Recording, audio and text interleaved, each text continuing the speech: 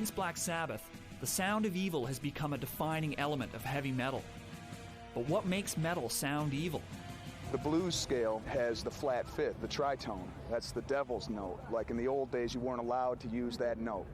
But Black Sabbath, their title song, you know, Black Sabbath is totally working the diminished fifth, the tritone. You know, in the Middle Ages, the tritone was identified as the music of the devil because it apparently was the sound one used to call up the beast. There's something very sexual about the sound of the tritone. I think that in the Middle Ages, people who were ignorant and scared, when they heard something like that and felt that reaction inside their body, went, oh, here comes the devil. There's an ongoing battle in heavy metal to be more evil than the band that came before you. This has kept me into metal all these years. But there's more to this music than just sounding evil. If you don't have an electric guitar with really good amps and really good distortion, you don't have the core of metal. You also need to have a really strong bass sound in it. Bass with the bass guitarist and bass with the bass drums. And then usually a vocalist who soared over top of all of that stuff with usually a fairly high voice. They can't be soft, cute, sly. They have to be leather-lunged in one way or another. White man came across the sea.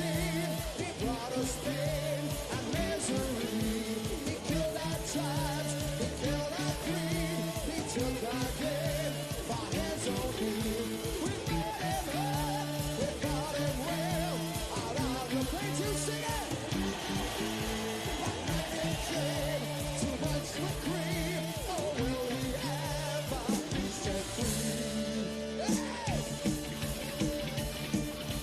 Riding through dense clouds and barren wastes, galloping hard on the plains. Back when I was a kid practicing air guitar leaps off my front porch, my band of choice was Iron Maiden. I memorized every note, every riff, and every solo. Maiden was part of the new wave of British heavy metal, a movement that built on the foundation laid by early metal bands. They honed a sound that was faster, heavier, and more melodic than their predecessors. Well, now I'm on my way to interview Maiden's legendary singer, Bruce Dickinson. And if the 12-year-old Sam knew about this, he'd be freaking out. But I gotta keep it together, even though I'm interviewing him on the stage of London's famous venue, the Hammersmith Odeon. I better start talking then. My intention as a front man is to try and find the guy who's right at the back of the 30,000 festival and sort of go, yeah, you. Yeah, you. And the guy goes, hey, like that. And you can do that. You can actually do that.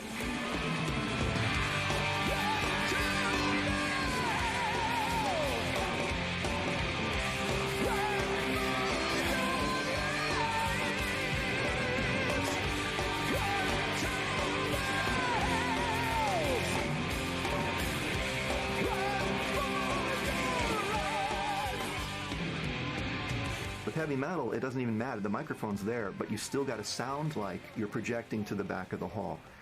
There's a tremendous effort involved. And so you get the return in, I think, particularly people like Bruce Dickinson of Iron Maiden or Rob Halford of Judas Priest, of this very operatic style of vocal production that was developed in the 19th century before amplification in order to reach the back of the hall. You're warming up the whole crowd. And on a good night when it all works, it shrinks whatever arena you're in, and it should, by the end of the, me in particular, because I'm the guy usually yelling at everybody and running around, it should feel like you've shrunk the place to the size of your thumb, where you can go, yeah, all together. Good night! Dickinson's operatic vocal style has had an enormous impact on heavy metal music.